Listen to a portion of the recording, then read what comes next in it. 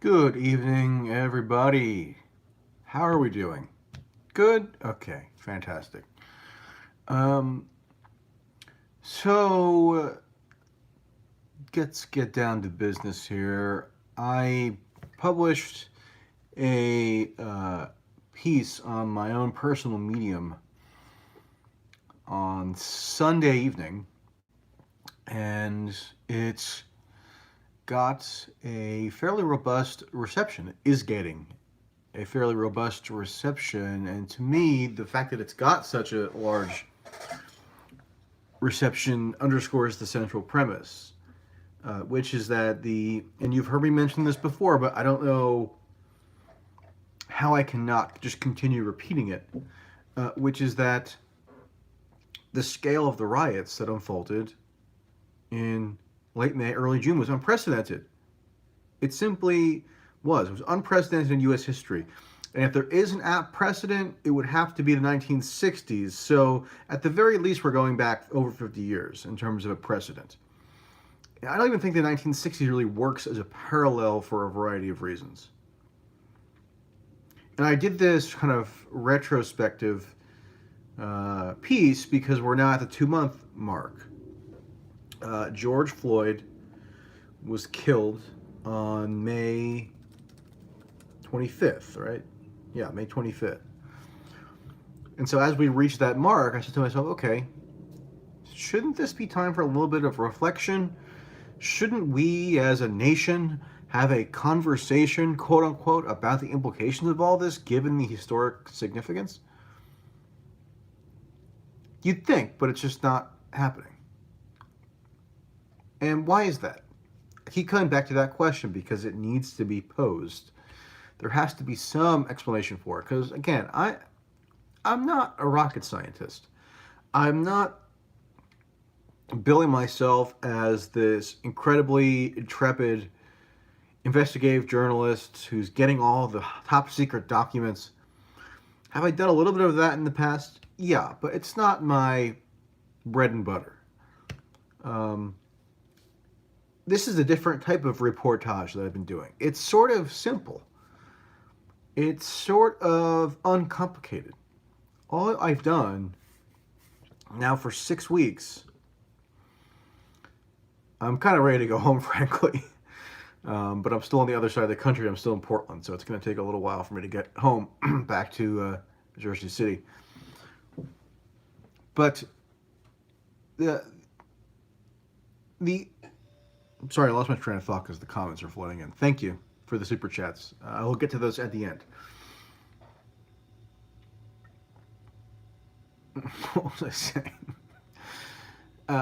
Okay, so it doesn't take a whole lot of profound journalistic acuity to know that would probably be a good idea for you to travel to places that underwent severe historic riots, survey public sentiment among the populations in those areas, compose some tweets, write some articles, upload some videos to YouTube, maybe do a live stream here and there.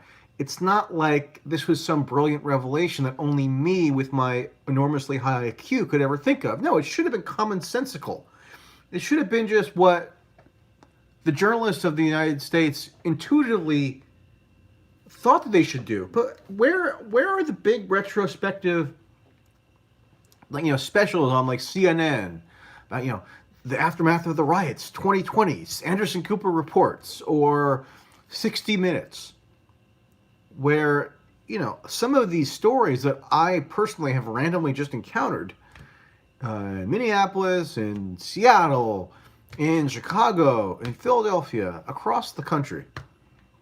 So many of these stories would be tailor-made for something like a 60 Minutes, a really crisp, 18-minute segment with Scott Pelley or something, where he goes and showcases some immigrant, let's say a recent immigrant, I don't know, from Ethiopia, who was living the American dream. And one night in late May or early June, all of it goes up in flames, literally. Meaning that their establishment that they had worked so hard to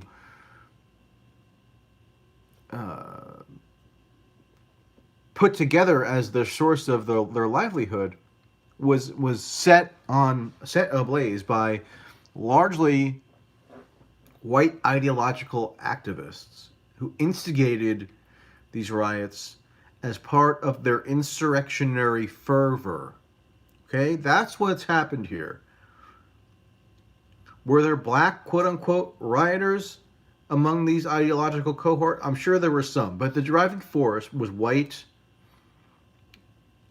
left wing activists slash anarchists. And then what you have over and over again, this pattern is eminently observable if you're willing to look for it, is that once the extreme incendiary action is set into motion in a city, the largely by the whites, the ideologically motivated whites, that creates a vacuum in municipal resources, which allows for the largely but not exclusively black and minority populations to then do sort of opportunistic looting,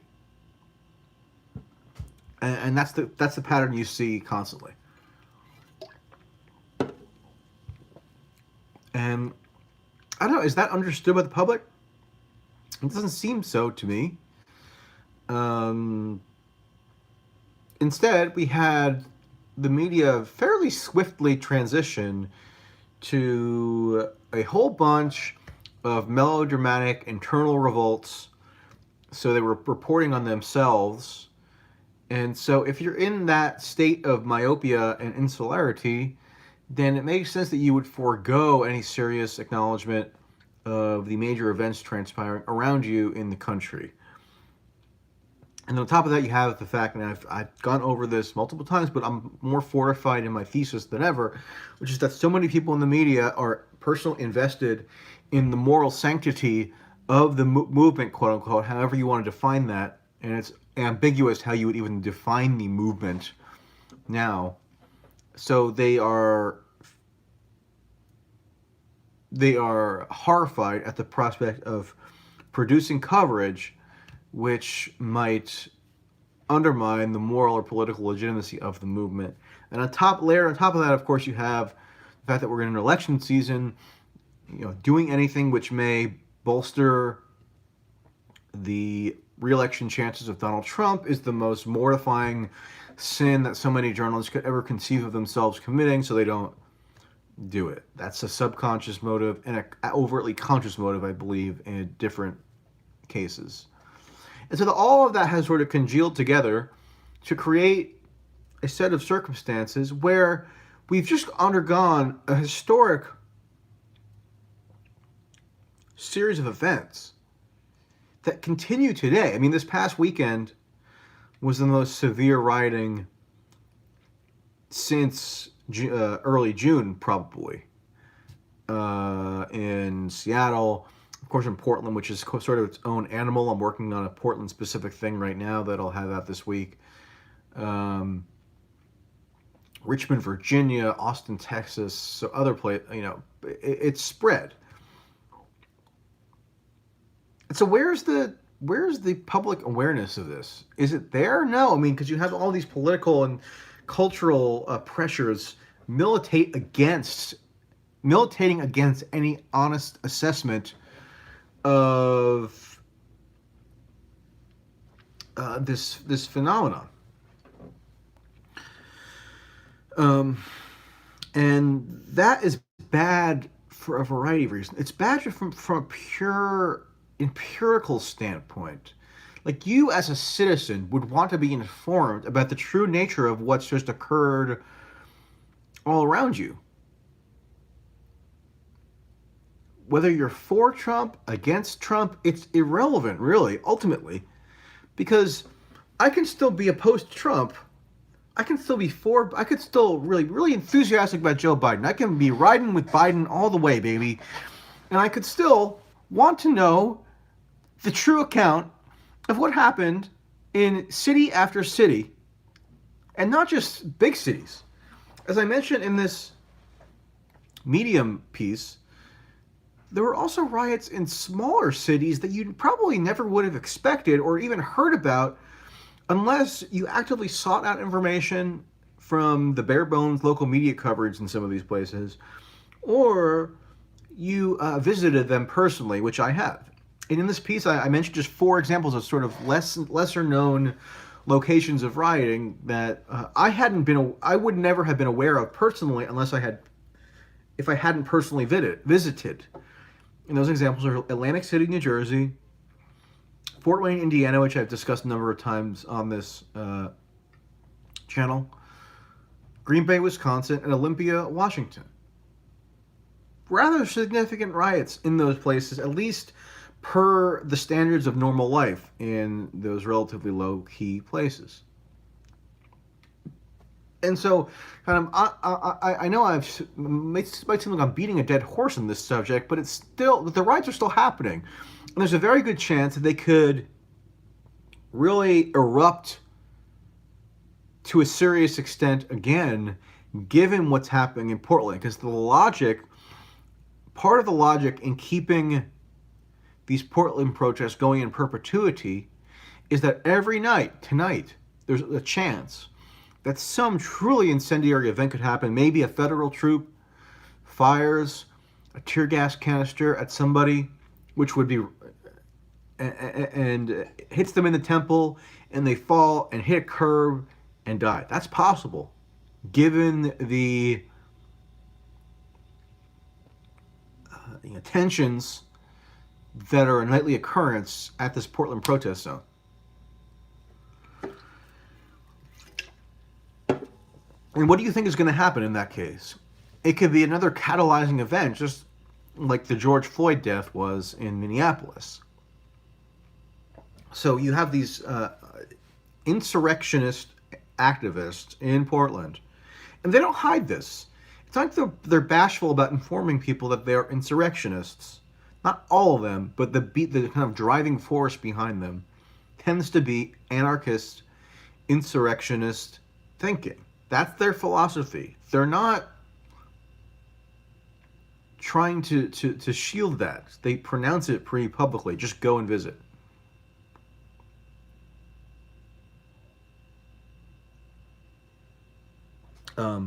And so, there's a chance that a week from now, a month from now, we could have another round of riots comparable to what happened in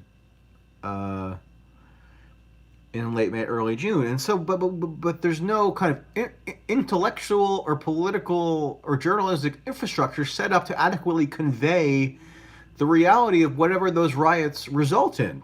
Now, that's abundantly clear to me as a result of my travels here.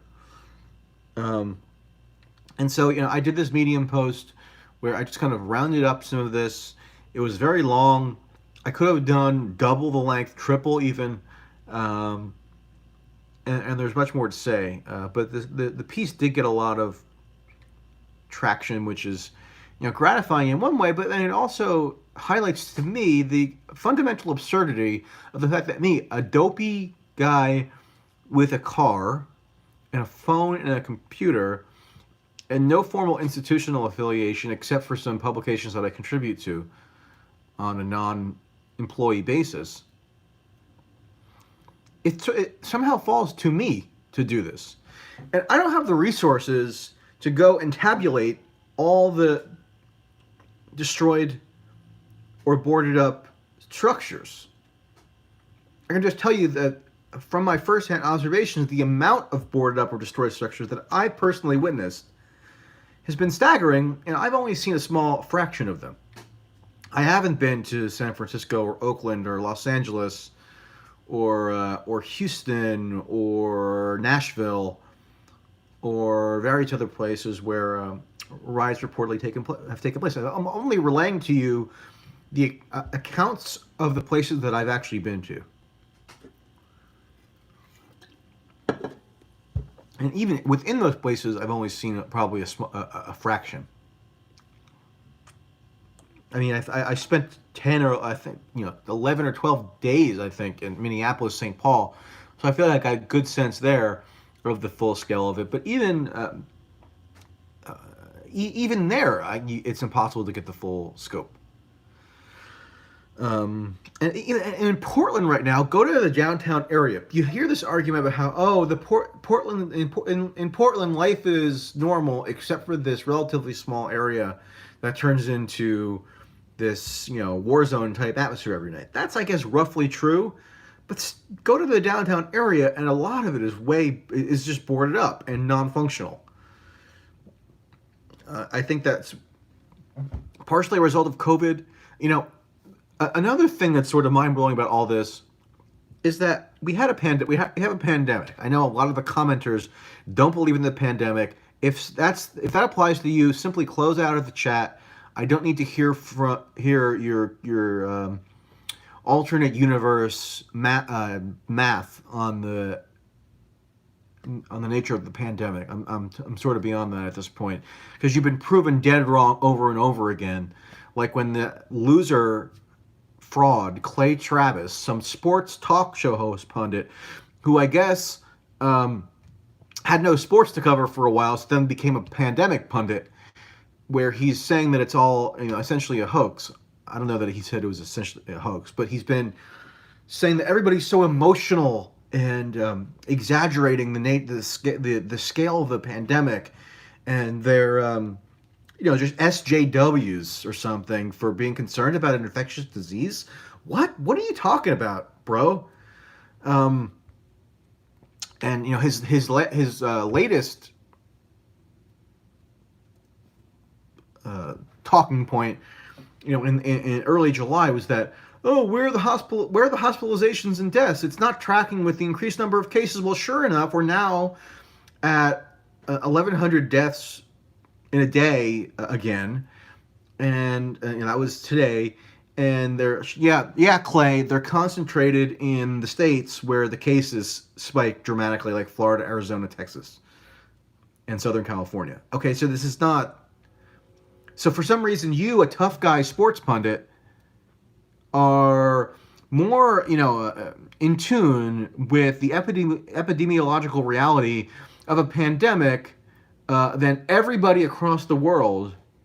And you know that the situation in Florida, Texas, and Arizona, and Southern California was somehow not going to follow the same trends that we saw everywhere else in the entire world. And I'm not. You can say that you're against the hysteria, but his claims have been wrong. The guy is a fraud, and if you listen to him, you are a moron. Okay? I'm tired of. And then don't. If you agree with the Clay Travis line on this stuff, then don't turn around and insult protesters for going out and mass gathering during a pandemic. Because you don't agree that the pandemic is a serious issue, so then you have no standing to denigrate them. Anyway, that's a tangent. Where was I going with that? Oh, so given the pandemic, which the media is obviously very interested in, has all the pandemic coverage been good, rational, evidence-based? No, probably not. But these riots occurred at a time where the pandemic was really at a critical juncture, because a lot of places were in the process of reopening or of resuming something resembling a normal activity. And then you have the riots layered on top of that, which obviously complicates substantially the ability to resume economic activity for a lot of small businesses. Like for the woman who I interviewed in Minneapolis, Flora Westbrook, she had been preparing to open her salon that she had operated since 1986 on June 1st. And then on May 29th, the salon was burned down. She had bought all the sanitation supplies. She had made all the adjustments necessary to comply with state and local regulations, and all of a sudden, it's burned down.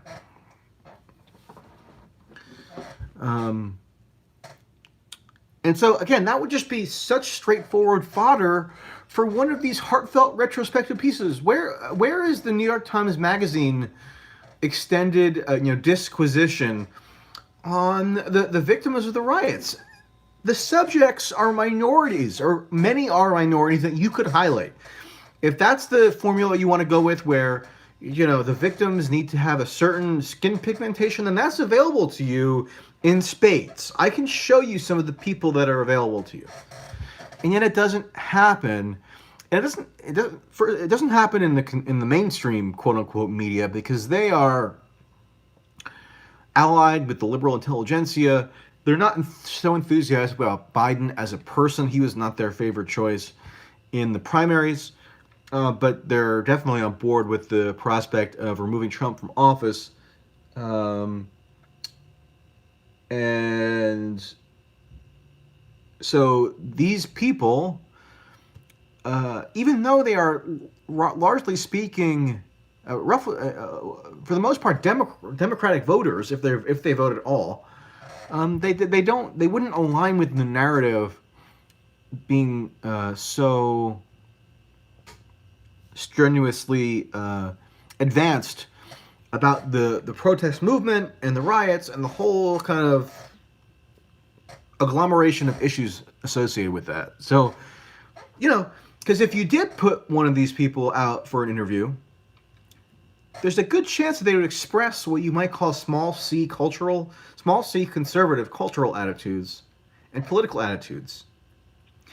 Or in other words, they wouldn't align with the activist slash media mentality espoused by people who claim to speak on behalf of these minority populations, but generally don't share in their sentiments in a wide variety of respects. And the same goes in a way for the conservative media, who haven't done a great, haven't really devoted a whole lot of energy to doing this either.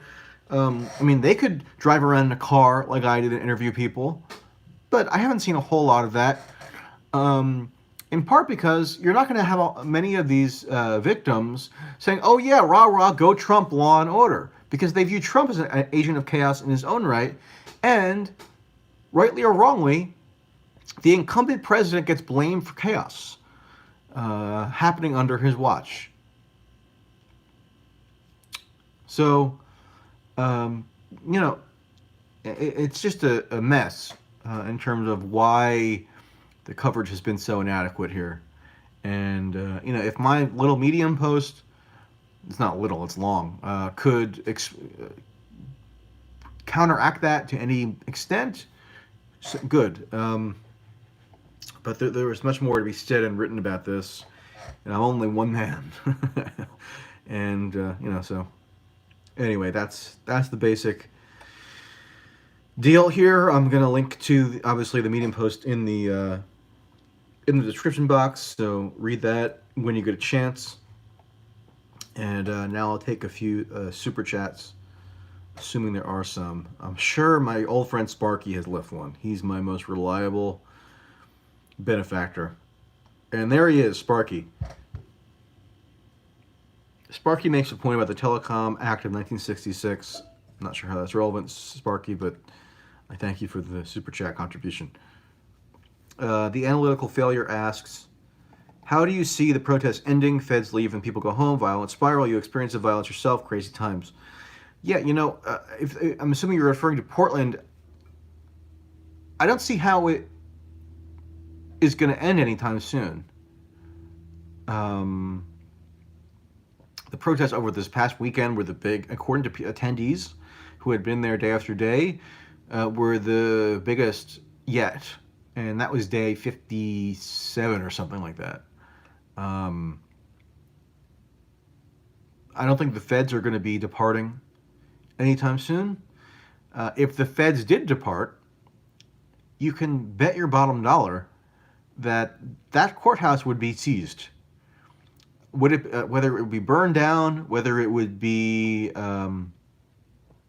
besieged, whether it would be again seized as some kind of outpost for the Antifa, whatever. I mean, almost like the term Antifa is so imprecise that I don't really like to use it without qualification.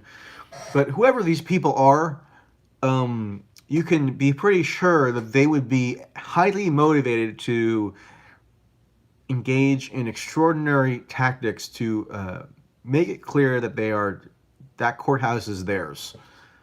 Um,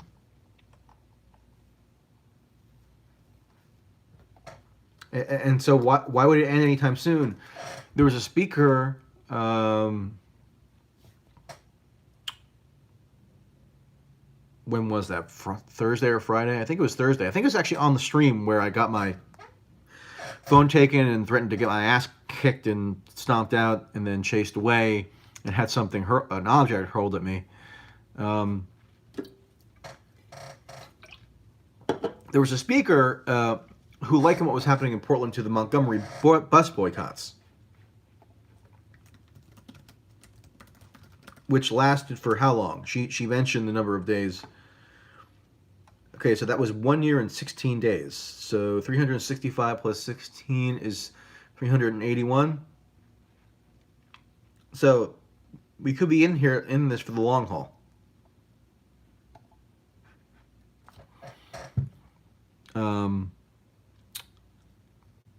Those are the cosmic terms, the historically elevated terms in which a lot of these people engaging in protest actions in Portland see themselves. And they might not be wrong. They might not be wrong in the sense that keeping something going with no end in sight, like this, has the potential to be the spark that could light a wider fire. And so there's a certain logic to them doing this.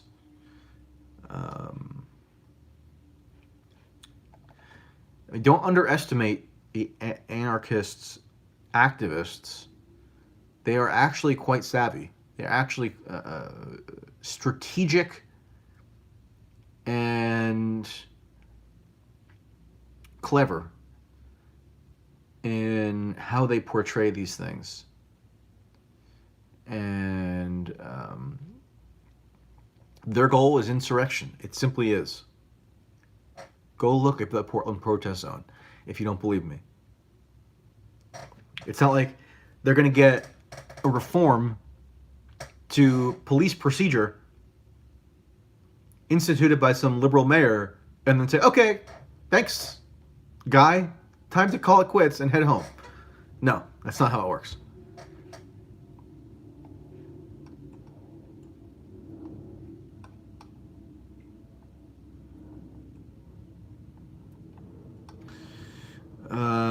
Thank you, Jennifer, for the super chat. Me So Hungry says, Michael, I'm very proud of you that you got out of your apartment and on an adventure to find the truth. Hey, I was in my apartment for 6 weeks because I felt sort of a social obligation. I know the pandemic denialists are going to make fun of me for this, and they have from the very beginning. But I felt there was sort of a collective obligation to abide by the lockdown procedures during the peak of it, especially in the New York City area, which is where I live, which was the global epicenter of the pandemic. Okay, it was worse there than in Lombardy, Italy. And so I abided by that for a long time. And, you know, was it worth it? I don't know, but I did it. Out of kind of respect for the social, societal imperative there. And, you know, that was what I did. I think my first trip out of my apartment was around 6 weeks into it when I went to Delaware. I don't know if you remember that. And yeah, on this trip, I abide by whatever the local ordinances are. Sorry about that. I abide by whatever the local ordinances are in terms of mask wearing, etc. Yeah,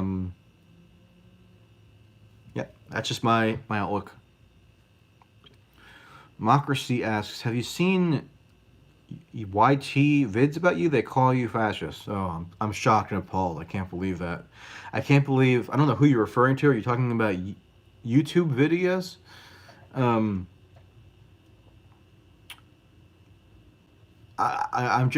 just so bewildered. I would never have anticipated that certain people would run around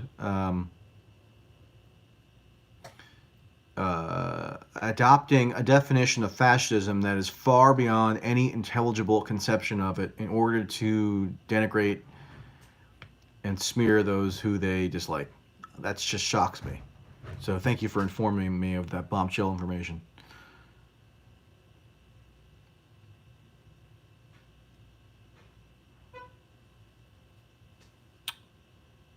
Sparky says, Bill Ayers developed these strategies decades ago. Yeah, the Weather Underground is sort of an interesting parallel to part of what's going on here.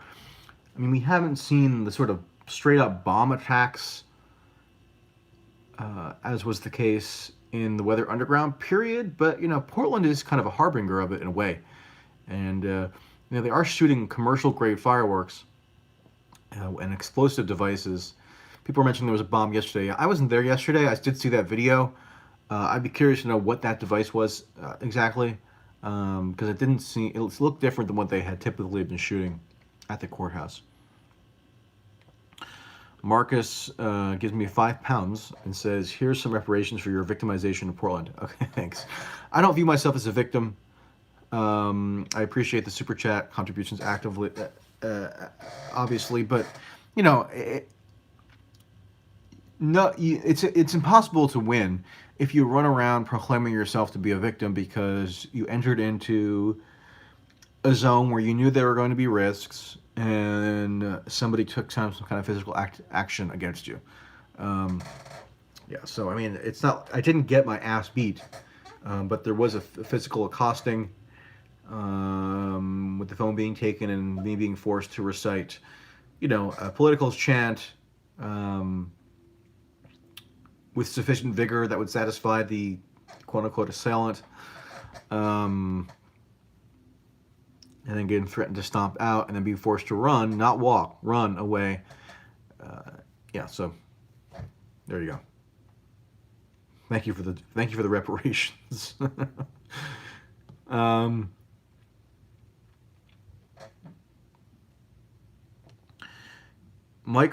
Christopher says, Michael, I heard you were dressed like you wanted to get jumped by Antifa. What? Not trying to victim blame, but maybe dress less conservatively? Where did you hear that? Who reported that to you? I was wearing what I would normally wear on any day. I was wearing you can already see what I was wearing. I was wearing a normal shirt and a normal shorts. So I don't know what the frig you're talking about, Christopher. Dress less conservatively? What was I there in, like a bow tie and a work suit, like I'm attending a Heritage Foundation conference? I don't know what you're talking about, buddy. Sparky says, Tim Pool gave you a shout-out recommendation. I've heard that. I appreciate that. Tim Pool and I don't have the same outlook on things necessarily. Oh, and if the previous comment about how I was dressed was sarcastic, you got me. I didn't initially recognize that. But yeah, I mean, I'm happy to get a shout-out recommendation from whoever wishes to give one, so I appreciate that. Bo Darville says, why are Democrats supporting the violence and riots? It's a little odd. I'm sure they wouldn't admit outright that they're, quote, supporting violence, but they are in denial about the nature of the protest movement in lots of ways. And it's ironic because do you think that the anarchists, like foot soldiers who walk around in full gear with armor and shields and heavy duty, like industrial grade gas masks and are all black clad, do you think they're like all super into the Democratic Party? I mean, some of them might actually vote for Joe Biden. I saw one guy on Saturday night at the Portland protest with the Riding with Biden t-shirt. But I think the really hardcore activists are not like Democratic partisans. So it is weird that you have Democratic elected officials and media allies portraying these people as though they're like, party stalwarts, It is odd.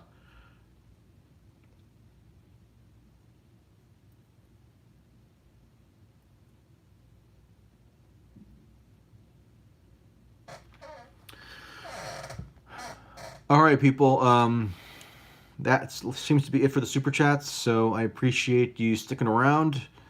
Like I said, I'll have a written item from Portland this week because I feel like it's sort of its own phenomenon that is distinct that required a separate